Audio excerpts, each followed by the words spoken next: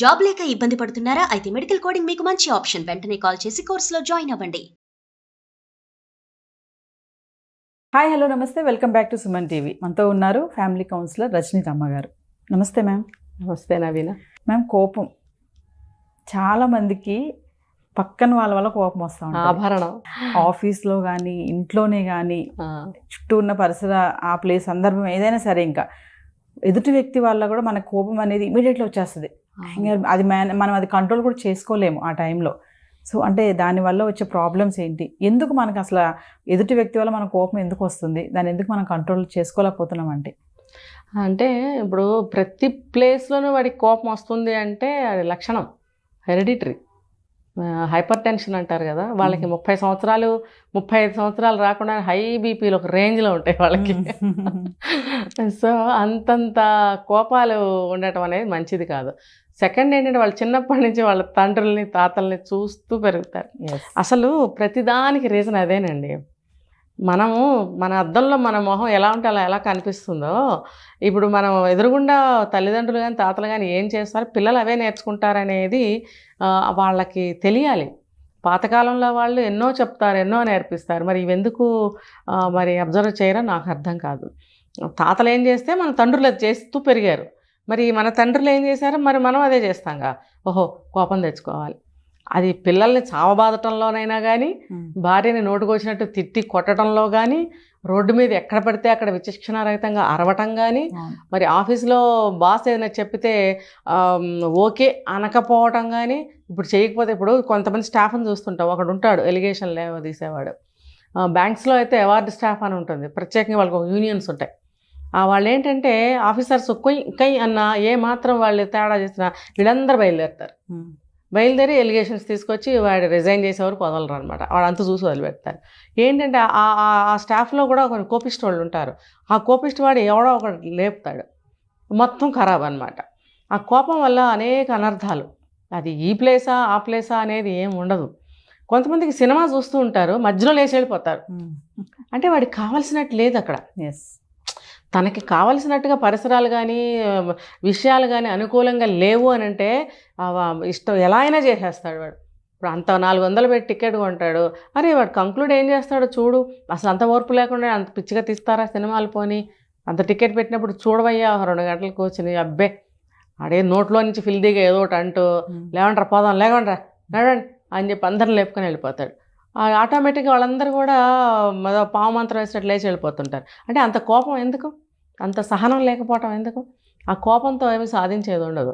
ఇప్పుడు అలాంటి వాళ్ళని మనము చాలా జాగ్రత్తగా డీల్ చేస్తూ ఉండాలి. బాస్ ఏం చెప్తున్నారో కాస్త అర్థం చేసుకో. ఆఫీస్లో నీకు వర్క్ ఏదన్నా బాగోకలేదో లేదా డెడ్లైన్స్ ఏవో ఇస్తారు, దాని ప్రకారం వితిన్ టైం చేయటమో, నువ్వు చేయలేకపోబట్టే కదా వాళ్ళు అంటున్నారు అని ఎందుకు వాస్తవాన్ని ఆలోచించలేకపోతారు? సరే తిట్టాడు, సరే వాళ్ళు ఆ కోపంతో ట్రాఫిక్లో నుంచి వస్తూ ఉంటారు, అవే రీల్ అవుతూ ఉంటాయి. పక్కన ఎవరో ఉంటారు, వాళ్ళ ముందు నన్ను ఇలా అన్నారు, పాపం ఆయన ఏమన్నాడు, ఏమయ్యా మరి వర్క్ టైం ఇచ్చాం కదా. ఒకసారి హెచ్చరిస్తారు, బహుశా సెకండ్ టైము హెచ్చరిస్తారు, థర్డ్ టైమే వాళ్ళు కూడా ఏదైనా కొంచెం గట్టిగా అంటానికి ట్రై చేస్తారు. ఇప్పుడు నీకు టైం ఇచ్చినప్పుడు 2 సార్లు హెచ్చరించినప్పుడు నువ్వు ఎందుకు చేయలేదు అని అన్నప్పుడు కోపం ఎందుకు? కర్మగాయలు పక్కన ఎవరన్నా ఉంటే అబ్బో వాళ్ళ ముందు నాకు అవమానం చేసేసాడు ఆఫీసర్ బాస్, ఆ కోపంతో వస్తాడనమాట. ట్రాఫిక్లో నుంచి ఇలాగ టెన్షన్తో వస్తాడనమాట, తప్పించుకుంటూ ఆ వేడి మీద కాక మీద ఇంటికి వస్తాడు. ఇంటికి రాగానే ఎదురుగా కనిపించేది ఎవరు? భార్య. ఇంకా వేసుకుంటాడు, అక్కడి నుంచి తీసుకొచ్చిన బాక్స్ని ఇక్కడ ఓపెన్ చేస్తాడనమాట. చేసి ఇంకా ఆవిడ మీద డిషం అని ఫైటింగ్ చేస్తాడు, అరుస్తాడనమాట. ఇంకా ఆవిడేం చేస్తుంది, పాపం వచ్చాడు కదా మంచినీళ్ళు ఇద్దామో కాఫీ ఇద్దామో అని అడగటానికి పాపం వస్తుందన్నమాట. తలుపు తీయగానే వేసుకుంటాడు. ఇంకా ఆవిడ నా మంచితనం గుర్తించకుండా నేను కాఫీ ఇద్దామని వెళ్తే నా మీద అరుస్తాడా అని ఆవిడకి వచ్చేస్తుంది లోపల కోపం.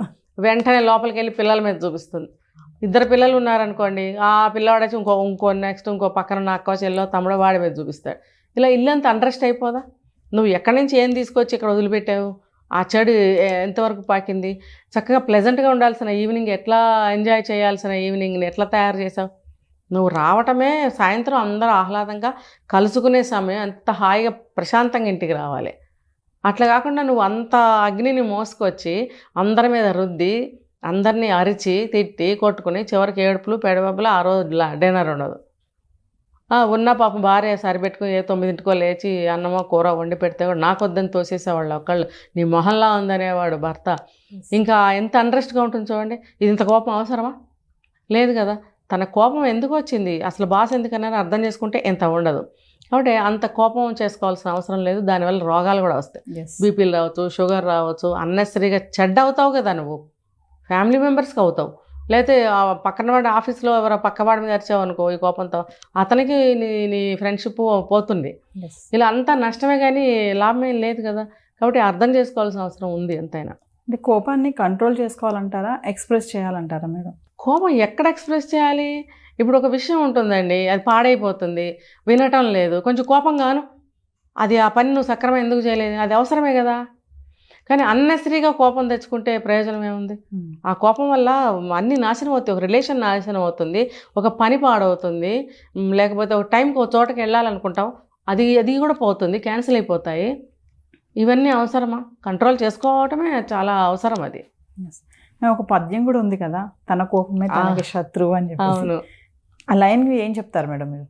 తన కోపమే తన శత్రువు, అంతే కదా. ఇప్పుడు నువ్వు కోపంతో నువ్వెంతో ఇష్టంగా తెచ్చుకున్న ఒక వస్తువుని ఇస్త్రీ కొడతావు, ఏదైనా రాయో పేపర్ వెయిటో లేకపోతే గ్లాసో పెట్టి ఇస్త్రీ కొడతావు. కొడితే అదేమవుతుంది, 3 ముక్కలు అవుతుంది. ఫర్ ఎగ్జాంపుల్ కోపంతో సెల్ ఫోన్లు ఇసిరేస్తారు. అది నువ్వు ఇష్టంగా 1 లక్ష రూపాయలు పెట్టి కొనుక్కుంటావు. లేకపోతే ఐపాడ్ కావచ్చు, లేకపోతే ఎదురుగుండా టీవీ ఉంది, టీవీకి నువ్వు ఏదైనా వేసి కొట్టచ్చు కోపంతో. అంటే ఒక వాల్యుబుల్ వస్తువుని పగలగొడితే కానీ వీళ్ళందరికీ బుద్ధి రాదు అని చేసే పని అది. కొనేది తనే, నష్టపోయేది తనే. ఆ విషయం తెలుసుకోవట్లేదు. వాళ్ళకి బుద్ధి చెప్పాలనుకుంటున్నాడు. నువ్వు కష్టపడి కొనుక్కొచ్చి ఇంట్లో పెట్టిన ఒక వస్తువుని పగలగొడితే వాళ్ళకి నష్టం ఉంది. రేపు నాన్న ఇంకోటి కొనుక్కొస్తాడు 4 రోజులు పోయాక, చూసేది ఎక్కువ ఆయనే అయితే కనుక. చూడకపోయినా కూడా ఆయనే తీసుకొస్తాడు, ఎందుకంటే పశ్చాత్తాపం అనేది వస్తుంది తర్వాత. అరే నా కోపంలో నేను అదేదో ముందే అనుకున్నాడు అనుకోండి, ఆ పని చేయడు కదా. మరి అలాంటప్పుడు అది మళ్ళీ ఎంత డబ్బు అవుతుందో అవన్నీ తీసుకురావడానికి, మరి అది శత్రువే కదా. మళ్ళీ అప్పుకో వెళ్ళాల్సి వస్తుంది. లేదు జేబులో బాగా డబ్బులు ఉన్నాయి బ్యాంకులో, ఆ డబ్బులు అయిపోతాయి కదా, మళ్ళీ తీసుకొస్తాం. మరి అటువంటి పనులు అవసరమా? కొంతమంది అయితే చీటికి మాటికి కోపడుతూ ఉంటారు. ఇంకా అసలు 24 గంటలు ఇదే పని అనమాట. చీటికి మాటికి కారణం ఉండదు. మీరు చాలా రీజన్స్ చెప్పారు. వాళ్ళు అలా కాదు, కొంతమంది ఇలా ఉంటారు. అంటే వాళ్ళని ఎలా కంట్రోల్ అంటే ఇది పెద్ద టాస్క్, ఇది ఒకసారి కంట్రోల్ చేసుకోలేరు. అంటే అలాంటి వాళ్ళకి చిన్న చిన్న చిట్కాలు ఏమైనా చెప్తారా? మీరు వేసిన ప్రశ్నల్లో కంట్రోల్ చేసుకోలేక కాదు, అది ఇంటెన్షన్తోనే అంటారు. ఏంటంటే అంతా తనకు అనుకూలంగా ఫేవర్గా జరిగిపోతూ ఉండాలి. తనకి ఇష్టం లేని వ్యక్తులు అనుకో, ఇంట్లో భార్య మీద ఎప్పుడు కొంచెం ఇష్టం లేని పెళ్లి చేసుకున్నాడు అనుకో, లేకపోతే ఆ సమయంలో భార్య అక్కడ రావటం ఇష్టం లేదో, లేకపోతే తన మగతనం చూపించాలనో, ఏవో ఈ రీజనింగ్స్ వల్ల ఏంటంటే ప్రతి చిన్నదానికి తిడతాడనమాట. ఇది అక్కడ ఎందుకు పెట్టావంటాడు, లేదా టీవీ చూస్తుంటే టీవీ ఇప్పుడు ఎందుకు పెట్టావంటాడు, సౌండ్ ఎందుకు అంత పెట్టావంటాడు, ఆ ఛానల్ ఎందుకు పెట్టావంటాడు, లేదా ఆ ఛానల్ మార్చేసి తనేదో పెట్టుకుంటాడు. మరి నాకు కాఫీ పెట్టంటాడు, పెట్టే లోపల వెళ్ళిపోతాను చెప్పులు వేసుకుంటాడు, పరిగెట్టుకెళ్ళి ఇవ్వబోతుంది, అక్కడ తిడతాడు, నువ్వు ముందెందుకు పెట్టలేదు అంటాడు. దీనికి ఏమైనా రీజనింగ్స్ ఉన్నాయా? వాడి బుద్ధి అంతా వాడు కావాలని అంటున్నాడు. అది మనం అర్థం చేసుకోవాలి. అర్థం చేసుకుని వాడు ఆడించిన ఆటల్లో మనం ఆడకూడదు. ఇంకా కోపంలో పిచ్చికొక్క అరిచినట్టు అరుస్తూ ఉంటారు కొంతమంది. వాళ్ళని ఏం చేయాలి, మనం మాట్లాడకూడదు. మనం మాట్లాడకుండా మనం సైలెంట్ అయిపోవాలి. అరుస్తాడు వన్ సైడ్ ఎంతసేపు కొడతాడు, అరిచి వాడికి దిమ్మ తిరుగుతుంది. ఇక్కడ ఆ దాహం అవటమో, గొంతు ఎండిపోవటమో, ఇక్కడ తిమ్మిరి వచ్చినట్టు అవ్వడమో, లేకపోతే తలనొప్పి రావడమో, కళ్ళు తిరగడమో ఏదో జరుగుతుంది వాడికి. అది అయ్యే వరకు మనం సైలెంట్గా ఉండాలి. అప్పుడు వాళ్ళు మెల్లగా డౌన్ అవుతాడు. డౌన్ అయినప్పుడు ఏం చేయాలి, మనం వెళ్ళి కాసిన మంచినీళ్ళు ఇవ్వాలి. లేకపోతే మనమే కాసిన మంచినీళ్ళు తాగుతూ కూర్చో, ఒక గ్లాస్ నీళ్ళు తెచ్చుకొని 10 నిమిషాలు తాగు, నీళ్లు తాగుతుంది కదా అని అరుస్తూ ఉంటాడు. అదే అవతలవాడు అబ్బాయి అయినా అమ్మాయి అయినా సరే. మన ఈ నీళ్లు తాగే గ్యాప్లో టైం తీసుకోవాలి. మనం ఒక 5-10 మినిట్స్ అలా ఒక్కొక్క గుక్క తాగుతూ వాడిని అరవనివ్వాలి. వాడు శాంతి అవుతాడు. ఏంటి సైలెంట్ అయిపోయారు యువతల వాళ్ళు, మనం ఎందుకు ఇలా అరుస్తున్నాము, ఎదుట ఉన్నది ఏం వ్యక్తి, ఎవరున్నారు, ఎందుకు అరుస్తున్నాం, రీజన్ ఏంటి, అసలు సందర్భం ఉందా నేను అరవటానికి, అనవసరంగా అరిచానేమో, ఇలా ఆలోచనలు వస్తాయి వాడికి. వెంటనే ఆ ఆలోచనలు వాడు ఆలోచించుకోవడానికి మనం నీళ్లు తాగే టైంని వాడికి ఇవ్వాలి.